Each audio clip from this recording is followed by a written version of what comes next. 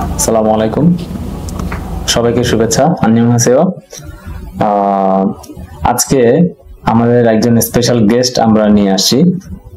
ওনার নাম হচ্ছেন বাঁধন ভাই। না, আমার নাম বিএম ইমরান আলী বাঁধন। আচ্ছা, বাঁধন।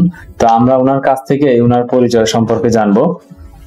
উনি একজন সফল ইপিএস কর্মী এবং বর্তমানে উনি বেশ কয়েকটা ব্যবসায়ের সাথে জড়িত আছেন। সো বাঁধন ভাই, প্রথমে আপনার সেলফ ইন্ট্রোডিউসিং সম্পর্কে বলার জন্য একটু রিকোয়েস্ট করতেছি। ধন্যবাদ আপনাকে। সবাইকে আমার সালাম এবং শুভেচ্ছা দিয়ে শুরু করছি। আশা করি সবাই ভালো আছেন। যে যেখান থেকে দেখছেন সবাই আমার সালাম গ্রহণ করবেন। আমি বিএম ইমরান আলী বাঁধন। আমার গ্রামের বাড়ি নড়াইলে, নড়াগাতি থানার কালিয়া উপজেলার খাসিয়াল গ্রামে। আমি একদম প্রত্যন্ত অঞ্চল থেকে আসছি। আমি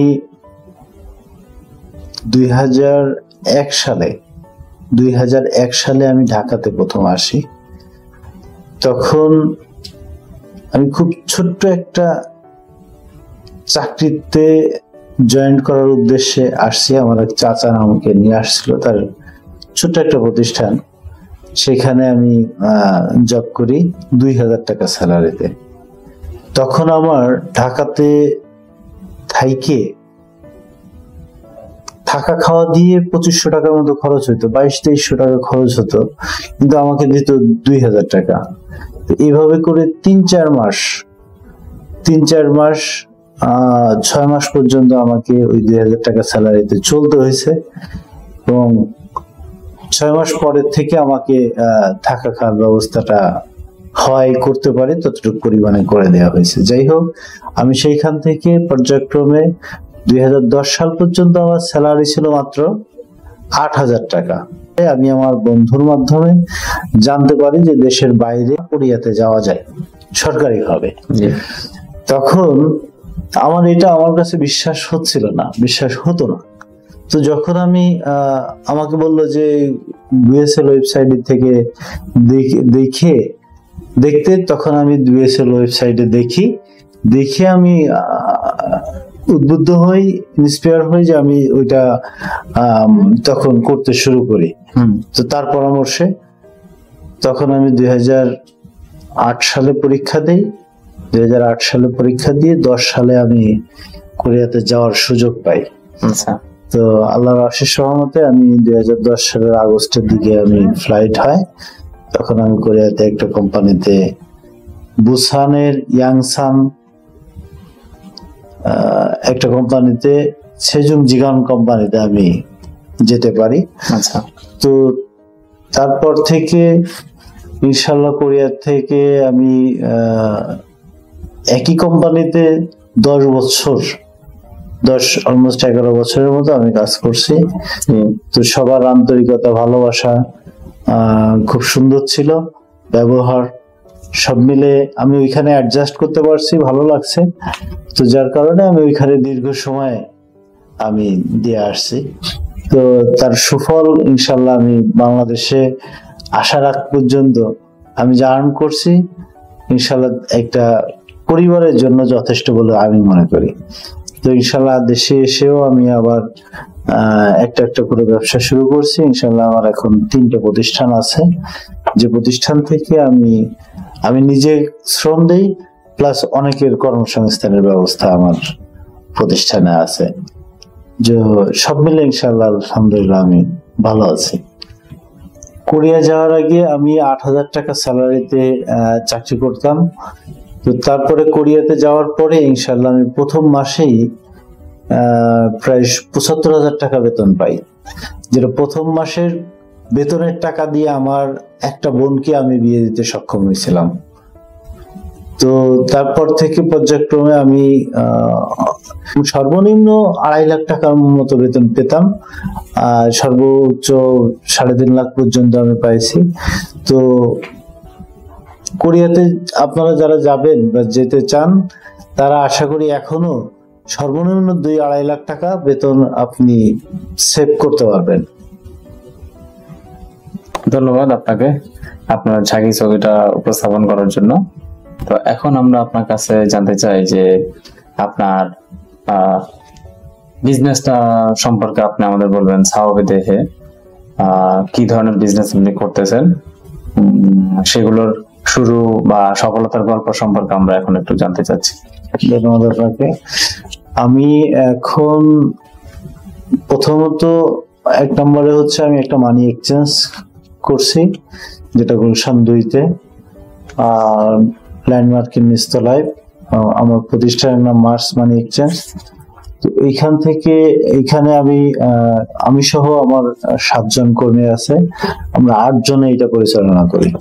ইনশাল্লাহ এখান থেকে আমি একটা ভালো ব্যবসা তো সবসময় একরকম হয় না, তবে এভারেজে আমি 5 থেকে 6 লক্ষ টাকা এখান থেকে মান্থলি মিনিমাম আমি 5 থেকে 6 লক্ষ টাকার মতো আমি মিনিমাম আর্ন করতে পারি।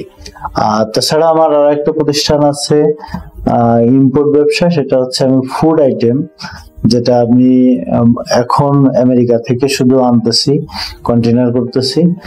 এই ব্যবসাটা আলহামদুলিল্লাহ খারাপ না, তবে ভালোই হচ্ছে। আমি নতুন শুরু করছি, তো অল্প দিন হয়েছে, তো আমার মনে হয় বেশ ভালো হবে বলে আমি আশা করি। আর আরো একটা প্রতিষ্ঠান আছে, সেটা হচ্ছে যে ডিজিটাল লক নিয়ে আমি কাজ করতেছি। এইটার সুফলতা আমি এখন পর্যন্ত পাচ্ছি না বাংলাদেশে। আমি সেভাবে মানুষের ভিতরে কনসেপ্ট তৈরি হয়নি। ডিজিটালটা যে চাবি নিয়ে ঘুরতে হয় না, কোরিয়ার মতো সেই ফিঙ্গার দিয়ে বা ফেস লক দিয়ে, ফেস কি দিয়ে আপনি ঢুকতে পারবেন বা নাম্বার দিয়ে ঢুকতে পারবেন, আগের মতো চাবি বহন করা লাগবে না। এই জিনিসটা বাংলাদেশের মানুষের শুরু হচ্ছে, কিন্তু এখন পর্যন্ত ভালো সাড়া পাওয়া যায় না। তবে অচিরেই মানুষ দেশের বিশ্বের সাথে তাল মিলায় এটা হয়তো আশা করি ইনশাল্লাহ আমরা অল্প দিনেই আমরা রিকভার দিতে পারবো। ধন্যবাদ। তাহলে সবগুলো ব্যবসা থেকে আপনার মান্থলি কেমন ইনকাম হয়? সত্যি বলতে আমার সবগুলো ব্যবসা থেকে যদি বলি, তাহলে আমার 10 থেকে 12 লাখ টাকা ইনকাম হয় মান্থলি, আলহামদুলিল্লাহ। তারপরে কোরিয়াতে আপনি যখন ছিলেন, নিশ্চয়ই অনেক কিছু এক্সপিরিয়েন্স আপনি করছেন, তাই না? তো সেই ধরনের এক্সপিরিয়েন্স সম্পর্কে আমরা একটু জানতে চাচ্ছি যে কোন কোন এক্সপিরিয়েন্স গুলো বা কোন কোন বিষয়গুলো আপনার এখনো মনে না দেয় বা আপনার মনে এখনো গেঁথে আছে ওই বিষয়গুলো, যেগুলো আপনাকে এখন আপনার কাজের প্রতি উজ্জীবিত করে। কোরিয়াতে আসলে কমিটমেন্ট গুলা ব্যবসার জন্য খুবই গুরুত্বপূর্ণ। যে কোনো ব্যবসার জন্য খুবই গুরুত্বপূর্ণ যে কমিটমেন্ট, যে আপনি প্রতিশ্রুতি দিয়েছেন, সেই প্রতিশ্রুতি আপনাকে ভঙ্গন করলে আপনাকে ব্যবসা আর হবে না। তো কোরিয়াতে আমরা দেখেছি, ফ্যাক্টরিতে আমরা যাদেরকে মাল দিয়েছি, কমিটমেন্ট যে ঠিক টাকা ভালো প্রোডাক্ট দেওয়া, যেখানে আমরা কোনো প্রকারের কম্প্রোমাইজ করব না বা একটা খারাপ মাল ঢোকায় দিব না। এই যে জিনিসগুলো আমরা শিখছি, যে খারাপ মাল, রিজেক্ট মালগুলো বাদ দিয়ে দেওয়ার সাথে সাথে কাউকে না ঠকানোর প্রবণতা, সেই জিনিসটা কিন্তু আমি খুব উপলব্ধি করি এবং আমি চেষ্টা করি আমার ব্যবসার সাথে ওই জিনিসগুলো মিল করে, তাল করে আমি চলার জন্য। যে ওইটা আসলে একটা প্রতিষ্ঠানের জন্য ওই শিক্ষাটা অনেক গুরুত্বপূর্ণ ছিল। এটা একটা বিশাল অ্যাচিভমেন্ট, এটা আমাদের সবার জন্যই আসলে। আর তো সেই ক্ষেত্রে কোরিয়ানদের যে আর কি বিষয়গুলো, নিয়মানুবর্তিতা বলেন বা টাইমিং বলেন, আর কি কি বিষয়গুলো আপনাদের কাছ থেকে ওদের টাইমিংটা যাওয়ার আগে ছিল না? এরকম যেটা ছিল না আমার হচ্ছে টাইমিংটা কখনোই ছিল না। তারপরে প্রতিশ্রুতি, ইয়াকসুক যেগুলো ছিল, যে ফ্যাক্টরি কাজের ভিতরে বা কাজের বাইরে, কোরিয়ার ইয়াকসুক গুলা অবশ্যই মেনে চলা উচিত। দেখো আমাদের ধর্ম যদি বলি যে আসলে কথা দিয়ে কথা রাখতে হয়, বরখেলাপ করা যাবে না, সেই জিনিসটা আমি দেখি কোরিয়ানদের ভিতরে ছিল।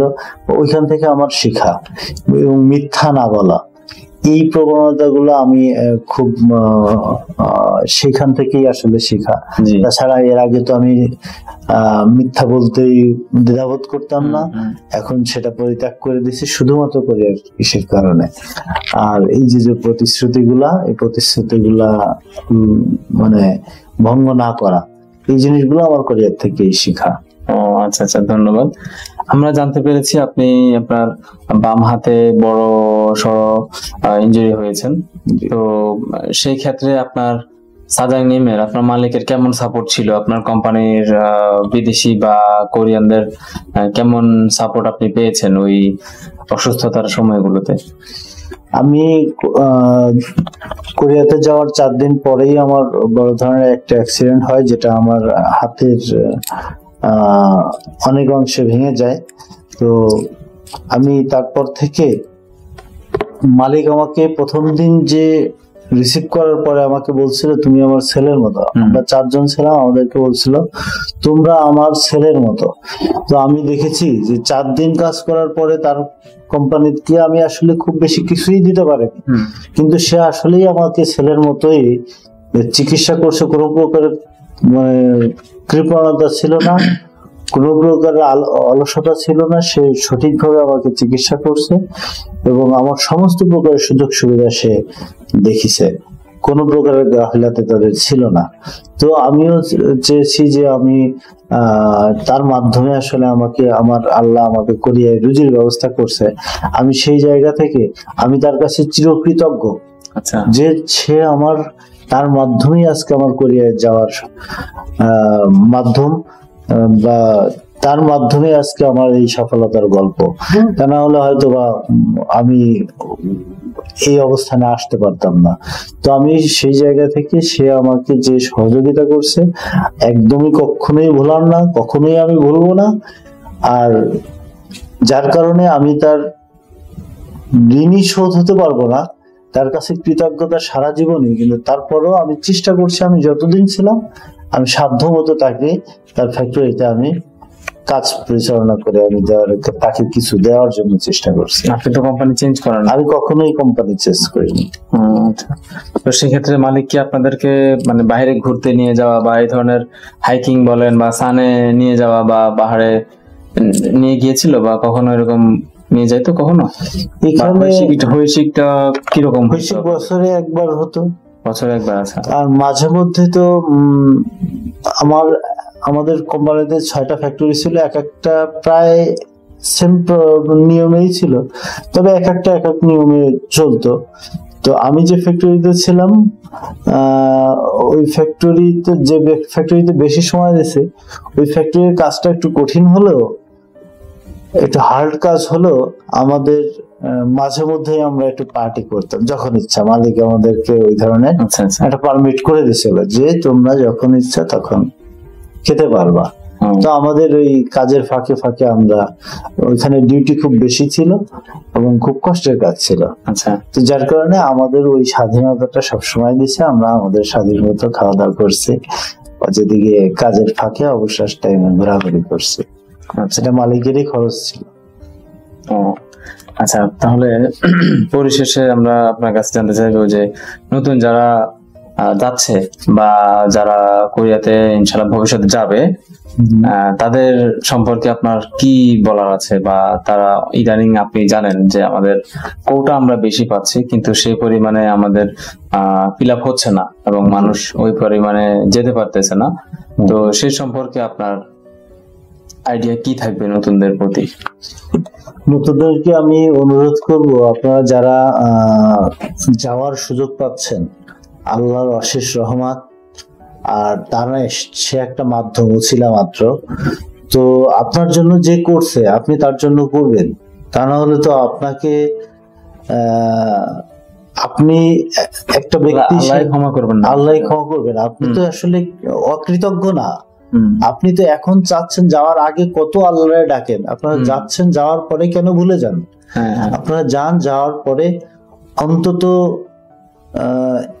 আপনার সুবিধা হোক মালিকেরও সুবিধা, আপনি যদি একই জায়গায় থাকেন আপনার তেজিকমটা ভালো পাবেন, আচ্ছা, আপনার স্যালারি পর্যায়ক্রমে বাড়বে, হ্যাঁ, আপনার কাজের পারফরমেন্স যদি ভালো থাকে, ধীরে ধীরে বাড়বে। কাজের পারফরমেন্স যদি ভালো থাকে, মালিক আপনাকে অনেক প্রকারের সুযোগ সুবিধা দেবে, সেটা আপনি চিন্তাও করতে পারবেন না। আপনি যখনই চেঞ্জ করবেন, একটা কোম্পানি চেঞ্জ করবেন, তখন যে নতুন হয়ে যাবেন, আপনাকে ওই নতুনের মতো ওই মূল্যায়ন করবে, তখন আপনাকে ওই জায়গায় আবারও নতুনের মতো হয়ে আপনাকে সেই ছোট থেকে বড় হইতে হবে। আচ্ছা, তো আমি অনুরোধ করব যে যারা প্রথমে ফার্স্ট কোম্পানিতে যাবেন, অন্তত পক্ষে সেই কোম্পানিতে আপনি থাকেন, সমস্ত প্রকারের সুযোগ সুবিধা, সমস্ত প্রকারের ব্যবস্থা আপনার হয়ে যাবে।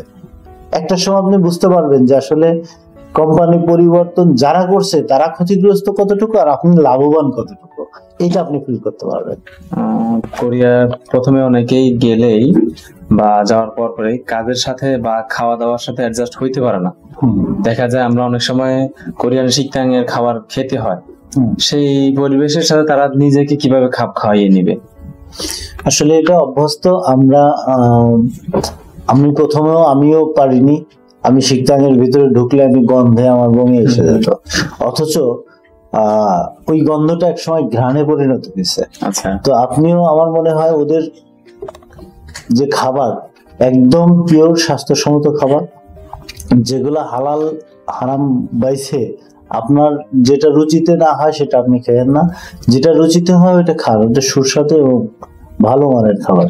আর আপনি যদি রান্না করে খেতে পারেন না, ওটা খেলেন, কাজের সময় সমাজ মেনটেন করে চলতে হলে আপনাকে ওই খাবারটাই খাওয়া, এটা ভালো।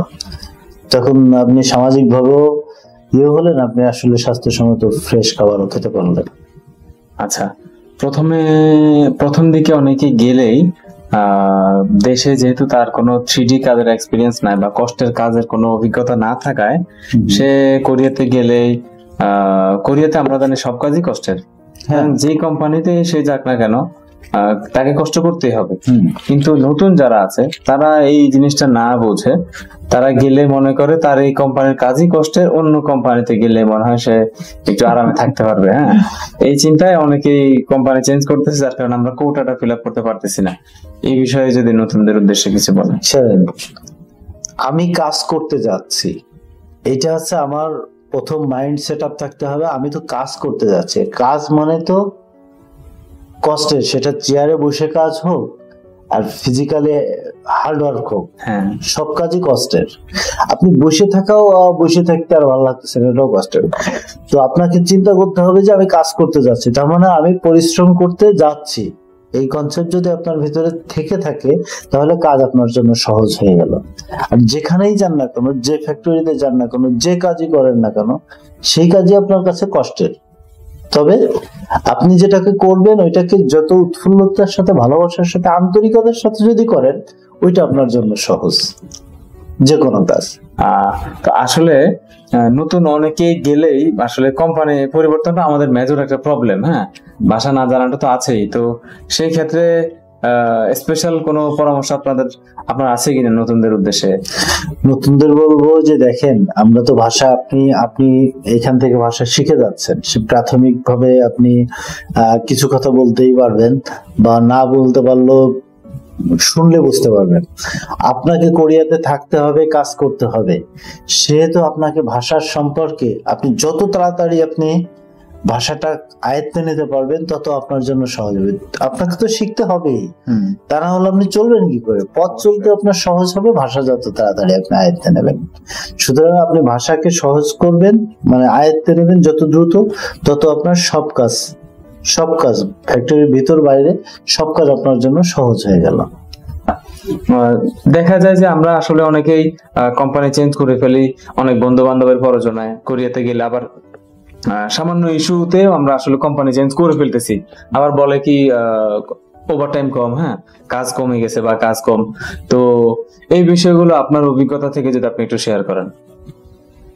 আসলে আপনি কিছু একটা করতেন, সেটা খুব সামান্য বেতনের বা সামান্য পারিশ্রমিক পেয়ে, কিন্তু এই যে কোরিয়াতে আপনি অল্প সময়ে সুন্দর একটা সহজ পদ্ধতিতে আপনি কোরিয়া চলে যেতে পারতেছেন, যাওয়ার পরেই যদি আপনি চেঞ্জ হয়ে যান তাহলে তো হবে না রে ভাই। আপনাকে চিন্তা করতে হবে যে দুদিন আগে কি ছিলাম আর কোন জায়গায় আমি পৌঁছাইছি। আপনি যে কাজই করেন না কেন, আপনার ওভারটাইম যদি নাও হয় তারপরেও তো আপনি ভালো স্ট্যান্ডার্ড একটা বেতন পাচ্ছেন, যেটা আপনার প্রিভিয়াস 6 মাসের সমান, 1 মাস বা 10 মাসের বা 1 বছরের সমান একটা স্যালারি আপনি 1 মাসে পেয়ে যাবেন। তাহলে এত অধৈর্য হওয়ার তো কিছু নেই। আপনাকে চিন্তা করতে হবে যে আলহামদুলিল্লাহ যেটা আছে ভালো আছে। যেখানে আমি ছিলাম, আপনি কি বাংলাদেশে কি এক রুমে একা থাকতে পারছেন ঢাকাতে? আদৌ পারছেন কিনা আমি জানি না, তবে এখানে যেখানে আসবেন সেখানে এসে তো এত হওয়ার কিছু নেই। আপনি আস্তে ধীরে করে অ্যাডজাস্ট করে নেবেন। তো সেখানে আপনি এসেই যদি চান যে খাবারের টাকা বাড়ায় দেন, ইসের টাকা বাড়ায় দেন, এইখানে থাকবো না, তাহলে তো হবে না। প্রথমে আপনাকে আসতে হবে, আপনার স্কিল ডেভেলপ করেন, আগে কাজ ভালো করে শিখতে হবে। হ্যাঁ, তারপর আপনি অন্য চিন্তা ডেভেলপ করে তারপর কাজ আপনি না শেখার আগেই কোম্পানি চেঞ্জের চিন্তা করে অর্জন করতে পারবেন। হ্যাঁ। আগে তো আপনাকে আপনার স্কিল ডেভেলপ করতে হবে। জি, ধন্যবাদ। নতুন অনেকেই দেখা যায় যে যাওয়ার পর পরে আসলে কোম্পানি চেঞ্জ করে ফেলে কাজ না শিখেই। কম্পেয়ার করার প্রবণতা যদি কারো ভিতরে একবার ঢুকে যায়, সে আর স্বস্তি পাবে না, সে তার ওই চেঞ্জই করতে থাকবে। আর সে যে কতটুকু ক্ষতিগ্রস্ত হবে এটা যে করছে বা করতেছে সে বুঝতে পারে। যে ও 5 বছর পার হয়ে গেলেও একটা তেজের ভাগিদার সে হতে পারবে না। তো এরকম আরো অনেক সুযোগ সুবিধা থেকে সে বঞ্চিত হয়। সিনিয়র বড় ভাইদের কাছ থেকেও এই জিনিসটা জানবেন যে আসলে আপনি চেঞ্জ করলে ভালো না চেঞ্জ না করলে ভালো।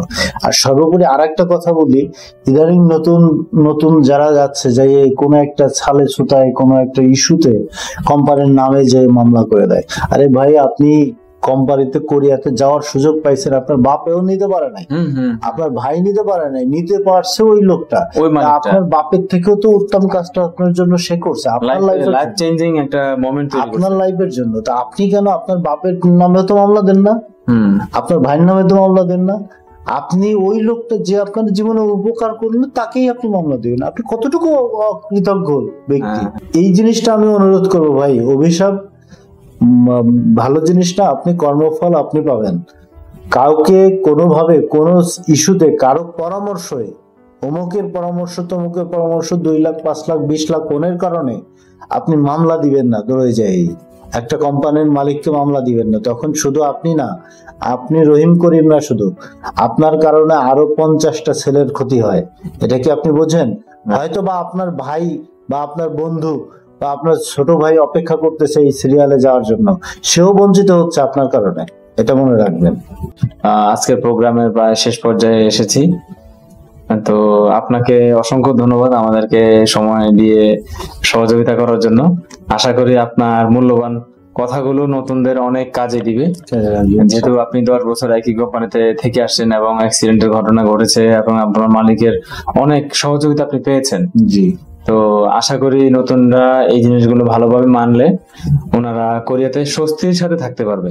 কোম্পানি চেঞ্জ আসলে বড় বিষয় না। কোম্পানি একবার চেঞ্জের ট্রেন্ড হয়ে গেলে আপনি দেখবেন কোরিয়াতে দৌড়ের উপর থাকবেন, আপনি স্থির হইতে পারবেন না। তো আর বিশেষ করে আমরা যেহেতু ইপিএস এর মাধ্যমে যাচ্ছি, আমাদেরকে ইপিএস একজন না, ইপিএস হোল একটা সিস্টেম।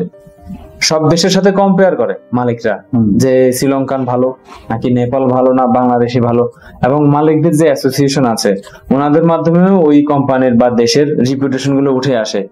সুতরাং কাজ ভালো করলে আমাদের কোটা ফিল আপ হওয়াটা কোনো বিষয় না, সময়ের বিষয়। আর আমাদের দেশে দক্ষ জনশক্তি এবং মানুষের কর্মসংস্থানের বড় অভাব।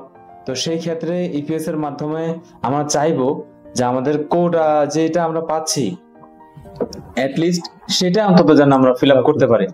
সো আজকে আমাদের অনুষ্ঠান এই পর্যন্তই। ভালো থাকবেন। আপনাকেও ধন্যবাদ। আর সকলের উদ্দেশ্য বলি যে ভাই, আমাদের 10-12 বছরের একটা অভিজ্ঞতা আপনাদের সাথে শেয়ার করলাম। আশা করি আপনার উপকারে আসবে। যদি আপনি নিয়ম শৃঙ্খলা মাইনে ভদ্রতার সাথে যদি আপনি মাথা ঠান্ডা রেখে কোরিয়াতে এক কোম্পানিতে 5 বছর বা 10 বছর কাজ করেন, বাকি জীবনে আপনার এবং আপনার পরিবারকে পিছনে ফিরে তাকানো লাগবে না। ইনশাআল্লাহ সবাই ভালো থাকতে পারবেন, বাকি জীবন সুন্দর কাটবে। এই বলে আমি আমার বক্তব্য শেষ করছি। সবাইকে ধন্যবাদ। আসসালামু আলাইকুম।